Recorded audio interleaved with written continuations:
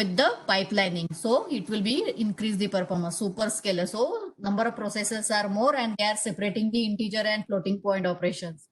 And always it uses the pipelining concept. Then for this integer and floating point arithmetic logic unit in the superscalar organization, one memory unit is provided. It is again pipelining, which is uses the pipelining concept. Means for example, first and second an integer arithmetic logic unit is going to perform the operation. That result is stored in this the memory pipeline unit. Then or if you want to fetch data from the memory to the arithmetic logic unit, it will be do with the help of this, like this in the, which is mentioned by this arrow. It will be take the data from the memory unit for the integer register. Same thing for the floating point arithmetic logic unit, where after performing the operation of this floating point ALU pipelining, result is going to stored like this in the memory unit, which is again pipelining. And if you require any data from the memory element, which is pipelining through memory to the particular arithmetic logic unit, which is mentioned with the help of this diagram. Now that means these memories work as a reading data from the memory location or writing data to the memory location. For that purpose, a single memory unit is provided in between integer and floating point arithmetic logic unit, which is also pipelining. So here 5 pipelining stages are provided for the superscalar organization to perform or speed up the operations of the superscalar processor. All of you understand this? Then I will go to the next part.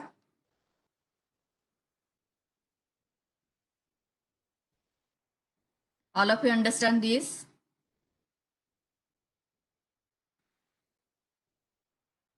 Please put in chat box yes or no.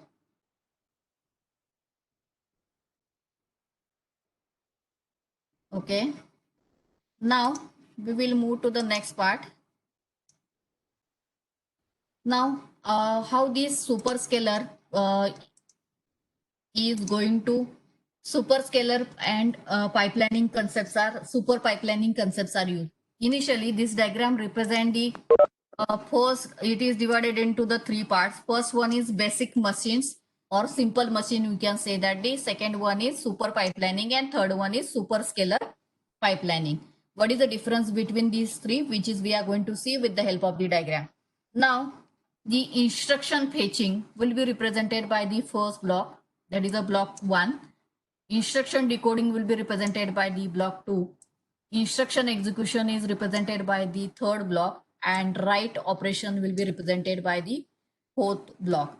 That is nothing but the number of cycles, which is with respect to cycle, it will be mentioned. That cycle is represented here 0, 1, 2, 3.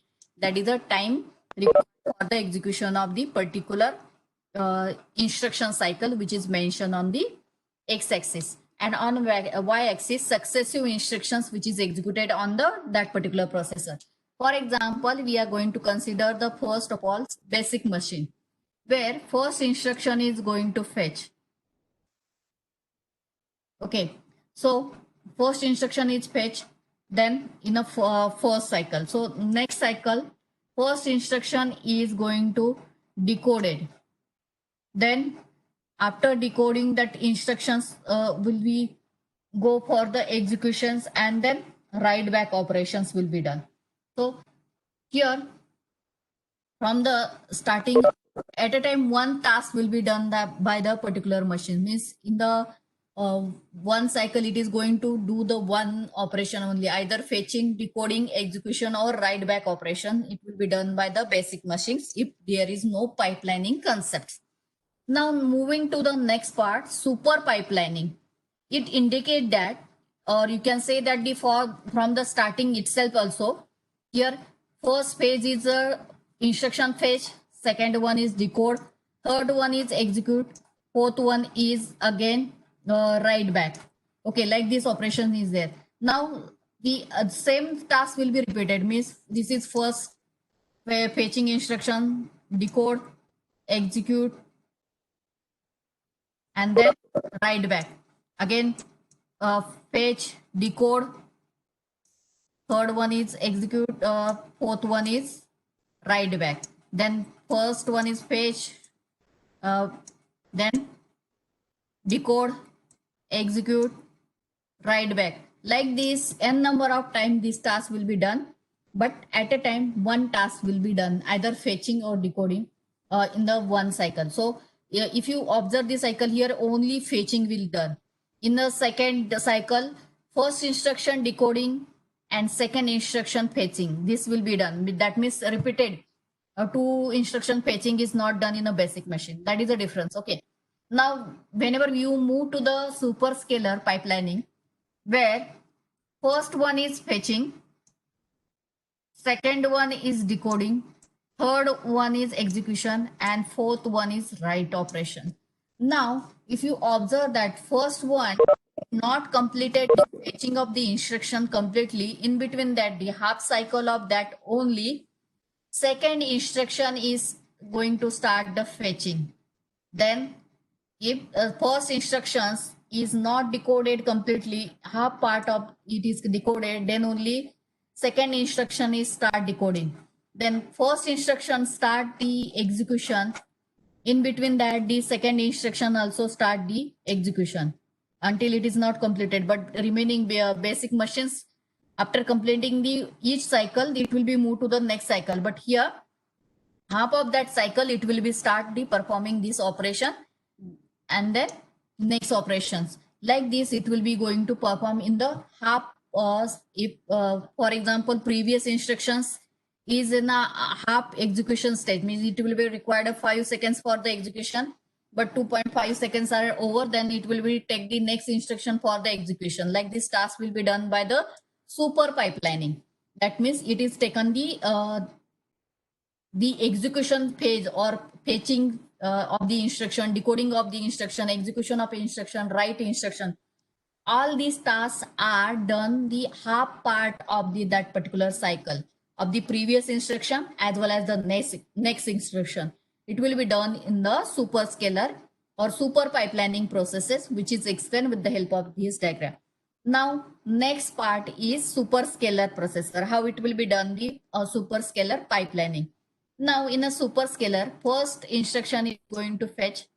Second phase is it is decoded, that instruction. Third one is it will be executed, and fourth one is it is going to write back. This operation will be done. But superscalar is having the facility that it can take the multiple instructions at a time and it will be executed at a time, because it is having the as we have seen in the previous example, 2 integer unit, 2 floating point units are there. So at a time 4 instructions it will take for the executions and perform the task. So here example is shown for the 2 instructions, minimum 2 instruction. It will be take 2 or more than the instruction. So in a first cycle in superscalar processor, first 2 instructions are going to fetch at a time. First, after that, second stage is it is going to decode it in the second cycle. 2 instructions are executed in the third cycle. 2 instructions are write back in the fourth cycle. Like this, it will be completed. Here I have given the example for the 2 instruction. It is going to do for the multiple instructions also. Same thing, next task. After completion of the first cycle itself, what it is going to do? The first and second instructions are in the decoding phase. That time only it is going to take the next 2 instructions for the fetching. Then in the first and second instructions are in the execution phase. That time it is going to take the third and fourth instruction for the decoding.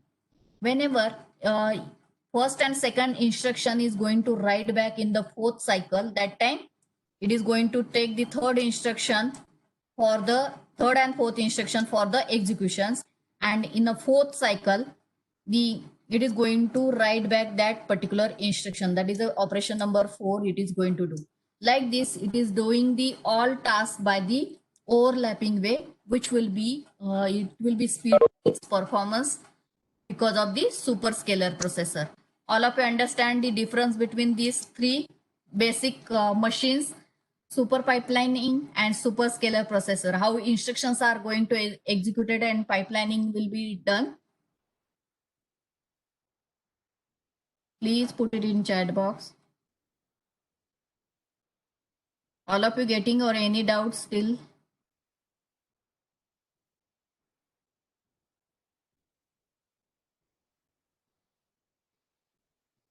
Student, please reply. All of you there physically, mentally? No one is replying? Okay, thank you. Now, moving to the next part. What are the limitations of the superscalar that we are going to see? The superscalars depend upon the instruction level parallelism is possible. In a superscalar, instruction level parallelism means, as we have seen that the at a time 2 instructions we can take and that instructions are executed parallelly. Now we can perform this optimization also. Then it will is going to support the hardware. Now limit, what is the limitation of superscalar? What is the limitation of superscalar? That is a data dependency, user dependency, and resource conflict, which is we are going to see in the next. Roll number 118. Please switch off.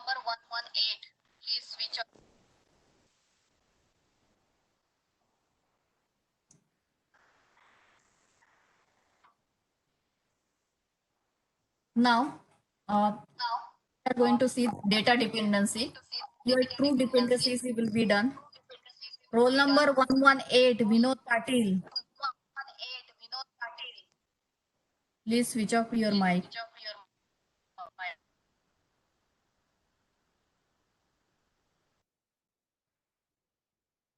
Hello? Hello?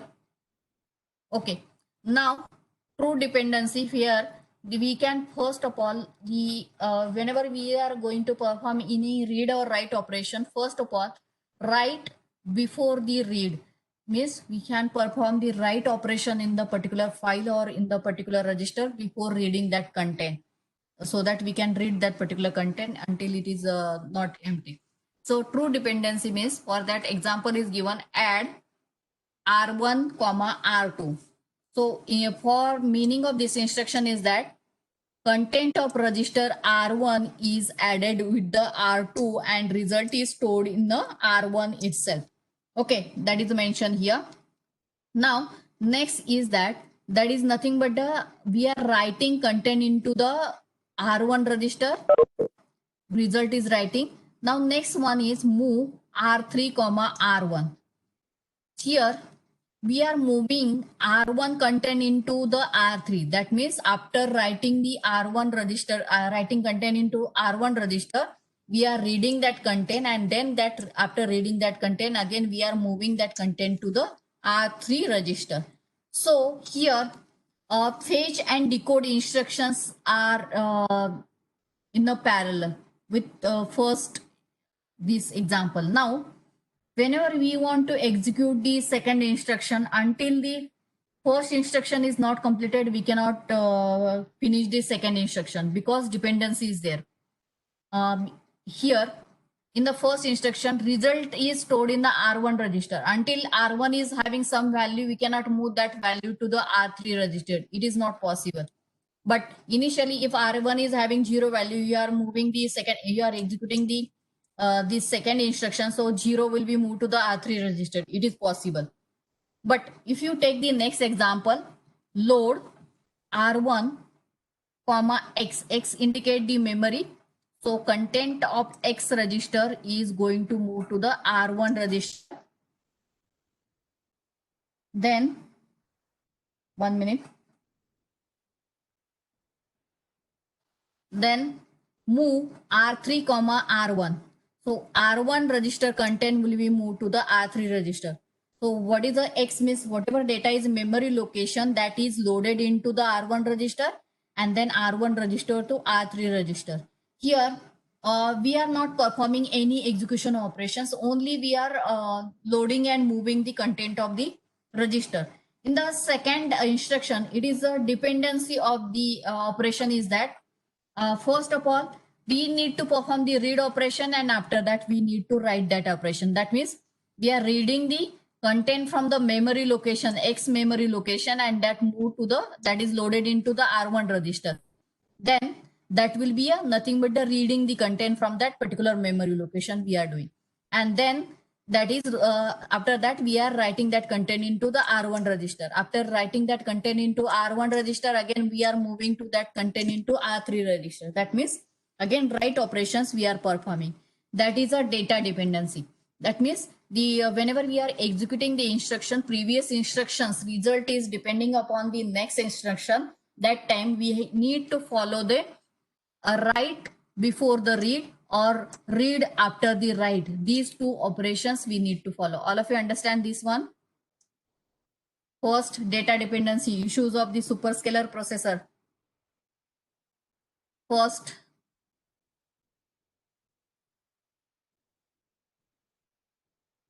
please put it in chat box if you understand, or if you are having any doubt, you can put it that doubt or question also.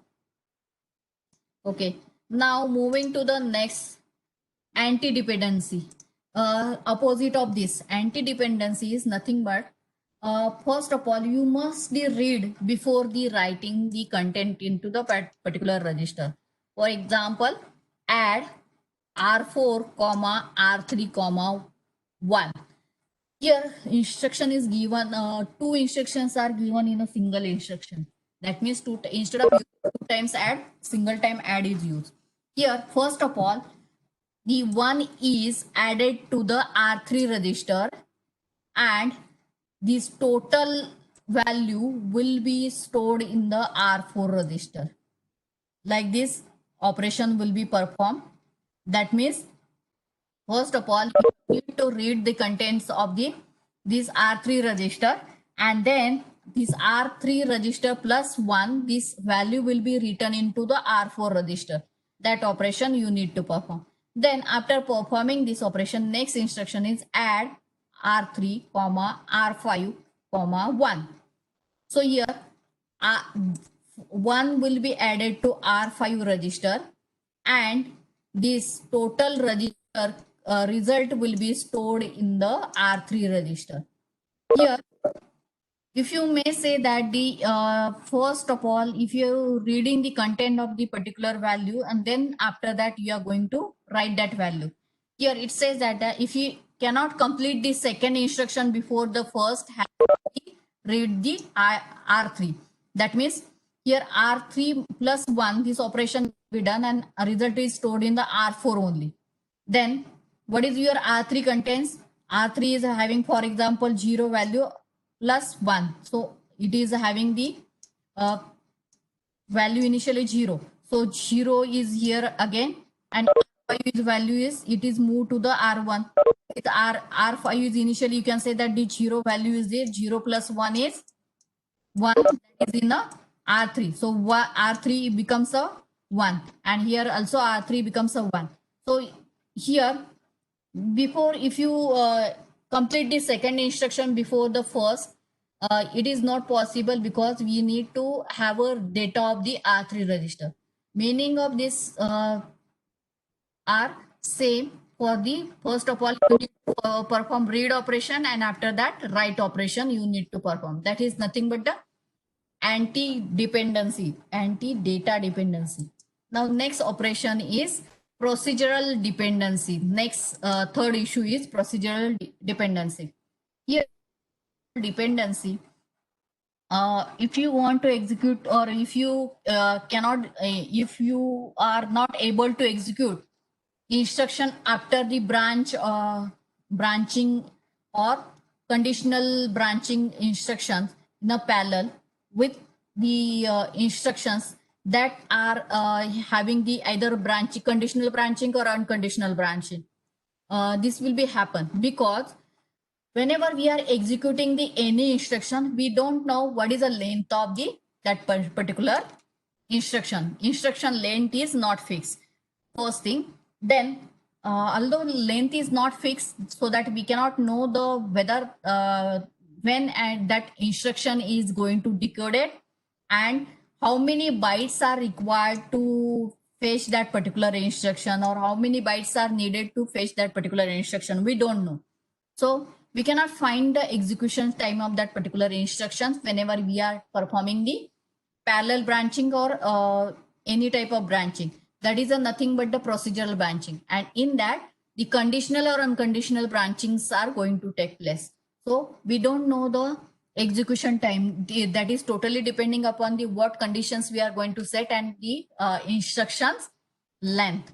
These are the two parameter on which procedural dependencies dependency will be decided. That is the third issues in a superscalar processor design. Now next one is source conflict. Source conflict is nothing but the sources are overlap whenever we are performing the task. In that, whenever we are having the two or more instructions required at the time, that time what happened, and that two or more instruction require the same type of resources at the same time. For example, if you are having the two arithmetic instruction and we need the arithmetic logic unit, as we have seen that the in superscalar processor we are having the two types of the arithmetic unit and two types of floating point unit. So we are not able to know the whether that same two processor we have given the two different instructions, whether they are requiring same type of resources or different type of resources. So that is a resource conflict. We don't know. If it is required the same type of resources, it is called as a source conflict. For that, what is the solution? Then we can possibly duplicate the resources. We need to duplicate that particular resources and provide two separate resources for the two different arithmetic unit. That is the solution for the resource conflict in the superscalar processor to, whenever we need to solve these issues. Now next one is the what are the effect of the dependencies in superscalar operations, which is explained here. First thing is that the whenever we are having the simple instruction fetch, decode, execute, and write, there is no dependency is there. Okay, instruction dependency is not there. Now in a second issue, if there is a data dependency is there, uses the data of the computer by the particular instructions. So that in that data dependency is there, until first instruction is not going to complete its execution, we cannot go for the second instruction for the execution here, which is explained with the help of example. For the data dependency, first instruction is fetching, first instruction is decoding, first instruction is executing, first instruction is write back. Then second instruction is fetching. In this is a superscalar processor. At a time, two instructions are fetching. At a time, two instructions are decoded. But what happens whenever we want to execute the two instruction at a time in superscalar processor? In that, the first instructions result, that is a write back operation result, is depend upon the second instruction as an input, so that second instruction is not executed in the third cycle. It will be executed in the fourth cycle, and after that result is going to generated, which is called as a data dependency, which is mentioned in this diagram. Now next thing is the procedural dependency. Now in a procedural dependency, here first if you observe that first and second instructions are fetching, first and second instructions are decoding, first and second instructions are executed, and first and second instructions are decoded. Like this, the dependency is not there. Any dependency, instruction dependency is not there, or data dependency. So these instructions are run parallelly. But whenever these instructions are executed, that if any conditional branch is there, so that because of that we don't know the that particular instruction execution time. So that is a depending upon the procedure matching conditions, it will be decided.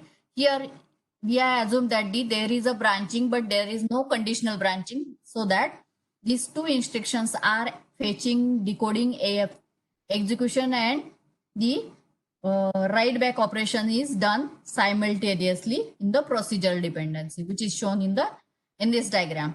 Now, next thing for the next two instructions also, it is mentioned here. Now, last one is source conflict. Here, for example, I0 and I1, these are the two instructions are there.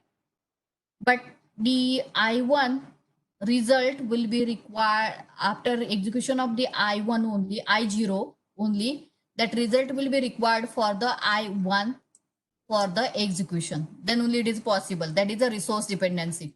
So that first instruction I0 is a instruction fetch, decoding, execution, and write back operation will be done. Now 1, 2, 3, 4 cycle. Now first cycle I1 data is fetched, I1 data is decoded, but I1 data is not executed in the third cycle. It is executed in the fourth cycle because there is a resource dependency is there. For that, he has to wait until the I0 instruction has to complete its operations, and whenever this I1 release his resources, then only I1 is going to take the I0 resources and execute his own instructions in a fourth stage, and then fifth stage it will be perform the write back operation. That will be done in the resource conflict.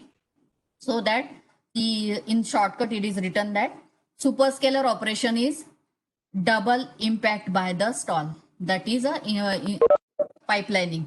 Now, whenever we are using this sys machine, typically have a different length of instruction and need to be at least partially decoded before the next instruction can be fetched, and not good for the superscalar operation.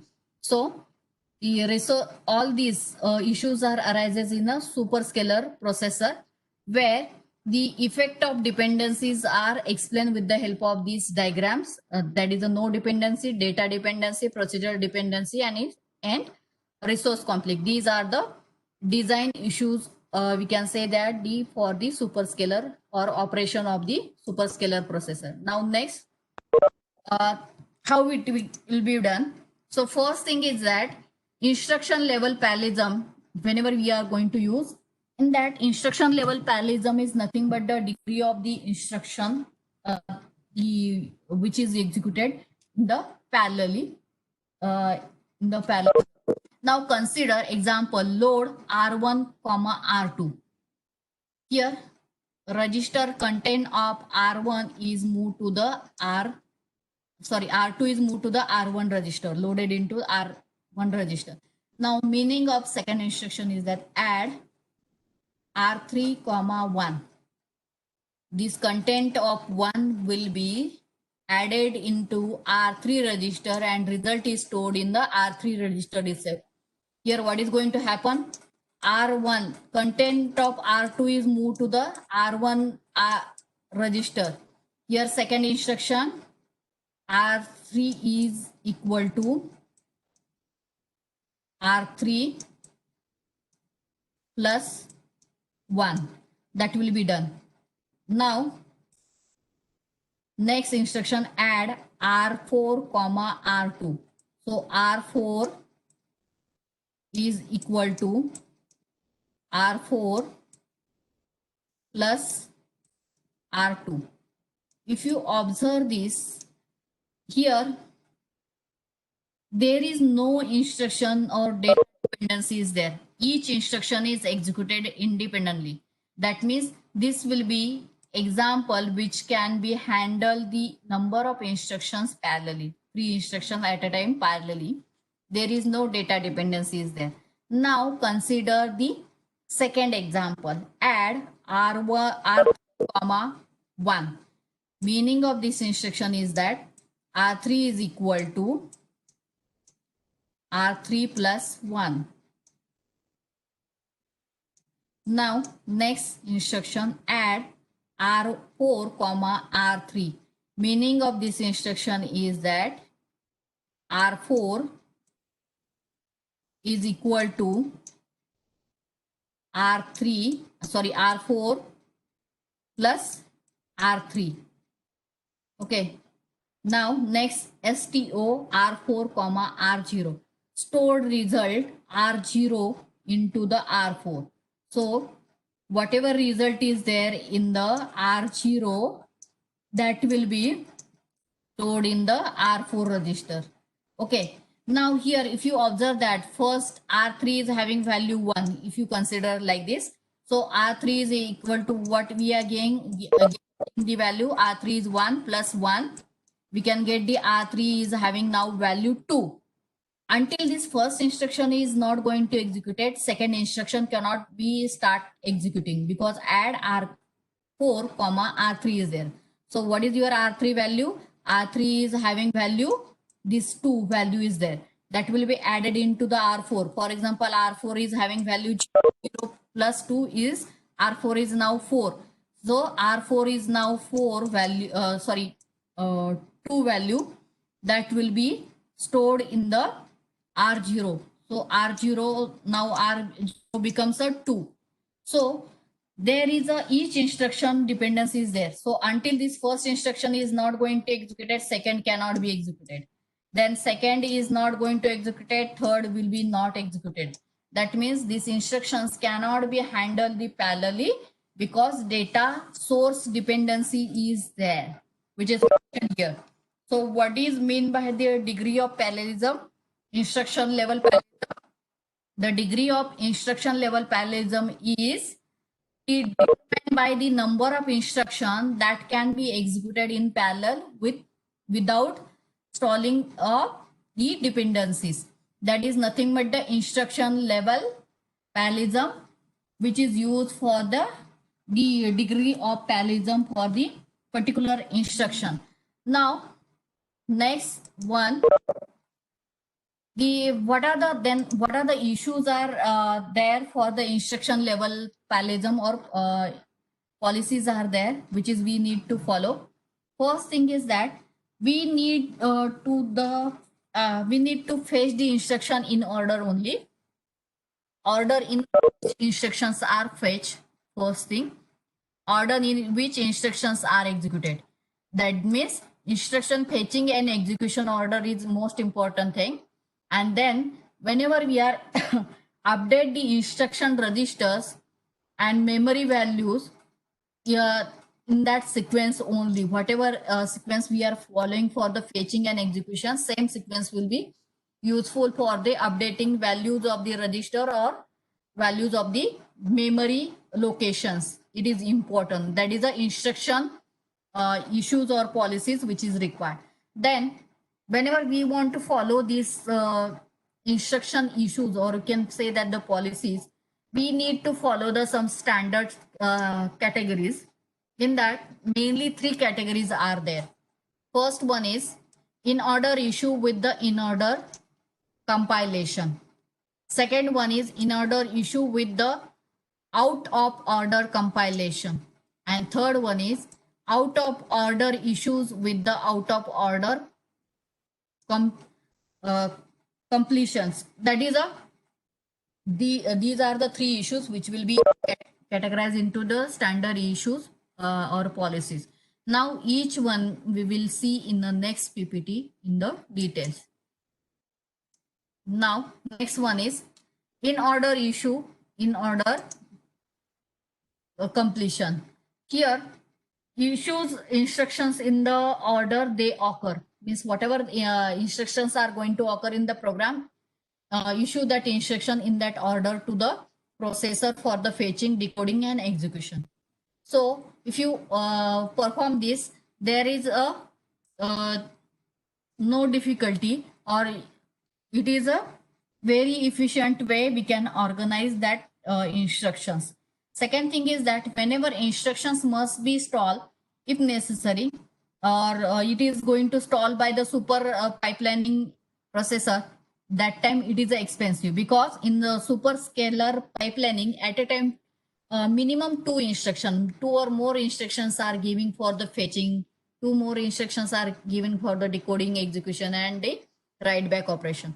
In that case it is not possible. That means the where pipelining concepts are used, that time whatever sequence of the in a program instruction is there for the fetching and execution, decoding and write back, that sequence we cannot follow. That means the in order issue, in order the completion means whatever instruction is coming from the processor, directly that instruction is going to fetch, decode, execute and write back in that sequence only. Meaning of this rule is that. Now next one, we will see the with the help of the example. Now here it is assumed that the I1 requires 2 cycles. So I1 is a instruction which will be required of 2 cycles. Then I3 and I4 conflict for the same function unit, and I5 depends on the values produced by the I4, and then I5 and I6 instruction conflict for the function unit. Now, first of all, instructions are the I1 to I6. These are the 6 instructions are there. So all instructions are going to fetch. First instruction I1 is required 2 cycles. So I1 is in a decoding phase. Then it will be go to the execution phase. Then after that it will be required 2 cycles. That's why it will be go to the next cycle in the write back operation here. 2 cycles, which is given here. Now, I3 and I4 conflict for the same function unit. Here, at a time, 2 instructions I3 and I4 are given for the decoding. Okay, so conflict of the same function unit. It will be happening the conflict in the instruction itself. Again, here also, same conflict will be occur. Now, moving to the next, I5 depend upon the values produced by the I4. So, until I4 is not going to decoded, or I4 is not going to executed, then I5 cannot be execute that particular instructions here. It will be executed in the next cycle only. Why? Because I5 instructions require the sources of I4 instruction which is executed currently. Result of this I4 instruction will be required input to the I5 instruction for the execution. So after I4, it will be go to the next cycle for the, that is here I4 is executed in the 5th cycle. So in a 6th cycle, the I5 is going to execute it. Dependency, because of the dependency. Now I5 and I6 are conflict for the function unit. Again here, I5 and I6 are conflict, which are in the same decoding phase here. Here it is mentioned, as well as here if you observe that the again whenever I5 and I6 is coming, whenever it is performing the write back operation, again in that time again it is going to conflict here. So as if you are saying that the if you are having the instructions in the sequence I1, I2, I3, I4, I5, because of the source dependency, because of the data dependency or conflict of the data, that instructions are not executed in that sequence because of the data dependency, procedural dependency, or some resource dependency, which is mentioned. These issues are mentioned with the help of this example, which is a first issue, which explain here. All of you understand this one? Shall I explain next? All of you understand?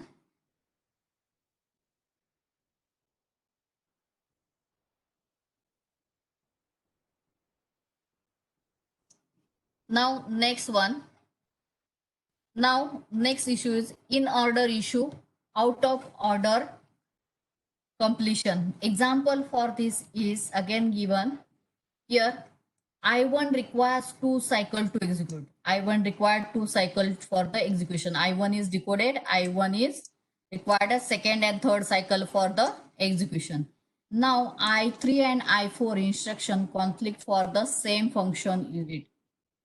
I3 and I4 conflict for the same function unit, conflicting in the decoding operation only.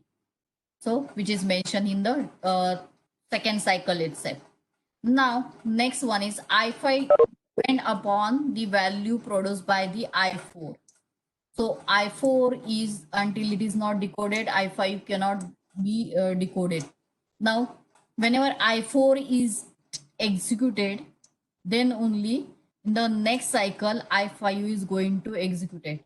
And after that, whenever I4 is write back, then only after that I5 is write back, and then I6 is write back. Like this it will be done. Now, whenever I5 and I6 has conflict for the function unit, here I5 and I6 is conflict in the function unit, which is mentioned in this diagram. So if you are having the in order issue, so out of order, we need to follow for the completion of that particular instruction. That means here I2 is first write back, then I1, then I3, I4, I5, I6. This sequence of the instruction completion is going to change because of the in order issue comes, that is a resource confliction is coming. Because of this, execution or write back operations will be going to change the sequence. Now next one is out of order issue or out of order completion. Here that means instructions are not going to coming in the same order, and it is not going to complete the execution in the same order. That is the meaning of this rule. So decouple decode pipeline from the execution pipeline. That means the it is going to decode the pipelining depending upon the number of instructions are coming out of order, and it will be executed out of order only. So whenever we continue to fetch and decode that particular instruction, the window is full. We don't know the sequence of the instructions. And second thing is that whenever function unit becomes available for the instruction and that can be executed, it may be happen, it will be the function unit is going to execute that particular instruction in that order only, but result completion of that instruction is out of order. It is going to happen because of the decoding and execution or data resource dependency. It is going to go out of order for the completion of that particular instruction. Now we will see the example of this out of order issue, out of order completion. So out of order issue is nothing but the instructions are not coming in that order and it is not executed in that order. So first thing is that the I1 requires 2 cycle, which is mentioned. So I1 is required 2 cycle of the executions, which is mentioned here. Now I3 and I4 conflict for the same function unit. I3 and I4 conflict for the same function unit, which is mentioned here. Now in a function in window also it is mentioned here. Now next thing is that I5 depend upon the value or value produced by the I4 processor. So I4 is executed in the 4th cycle here. According to this cycle, I4 is executed, and after executing I4 instruction, I5 is going for the execution. That is the result of I4 instruction is depending upon the I5 instruction, which is mentioned in this diagram. Now next thing is that I5 and I6 conflict for the function unit. So I5 and I6 are conflict for the function unit, which is nothing but the instructions are not coming in that order and it is not executed in that order, which is mentioned here. Now next one is register renaming to avoid the hazards. So what do you mean by hazard? Uncertain conditions which will be occur in between the execution of the process, which is called as a hazard. So register renaming is useful for the to avoid the conflict of the same type of resources. Whenever we need to duplicate that resources, that time register renaming is used. Now output and anti-dependencies are occur in the register to contain maybe reflect the correct order from the program, or it may be a required pipelining process. So for that, what is the solution for that? One solution is that allocate register dynamically. That is the first solution which will be useful. and after allocating the register dynamically, that register is rename that particular register. Through that, we can avoid the dependencies, anti-dependencies, which will be occur in the program. Now, next one is, whenever we are performing the register renaming, how it will be done, which is explained with the help of this example. Add R3, R3, 5. So R3 register is coming 2 times. So R5 and R3, these registers contents are added and result is stored in the R3 register only. These two registers are stored in the R3 only. So for that, it is mentioned like this, renaming the register. These registers are occur though 2 times. So we can say that for the first instructions, we can say that this R3 is written as R3B, and this R3 is written as a R3A, and this R5 is written as a R5A. Like this we have written. That is a register renaming we have done. Now next one is add R4, R3, 1. So R3B is given, which will be added here. R3 first instruction result is used as a second result instruction as a source, and then these contents will be added and final result will be stored here. It will be stored here.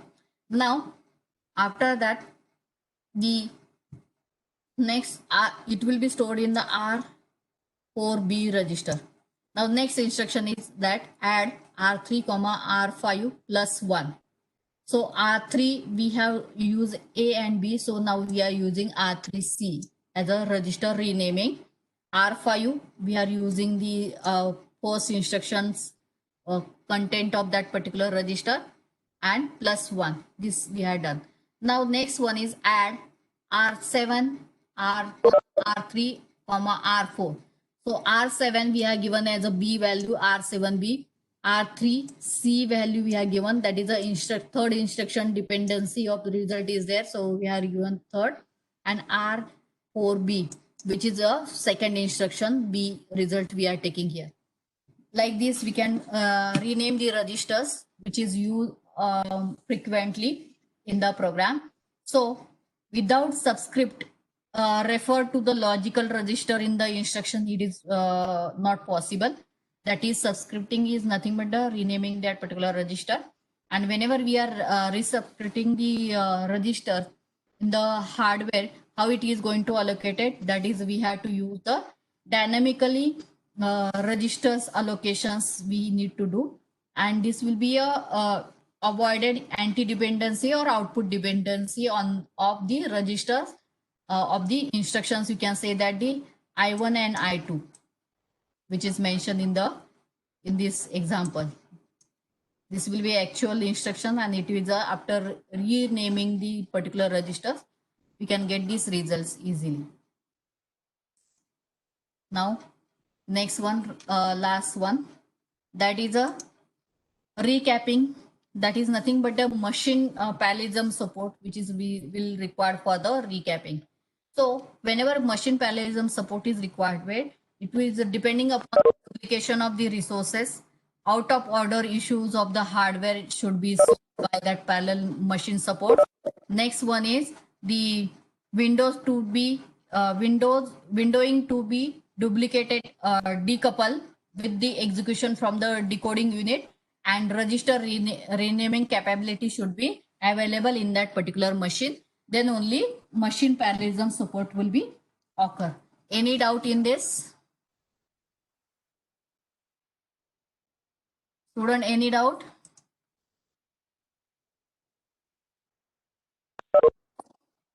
Okay, this is end of this superscalar parallelism.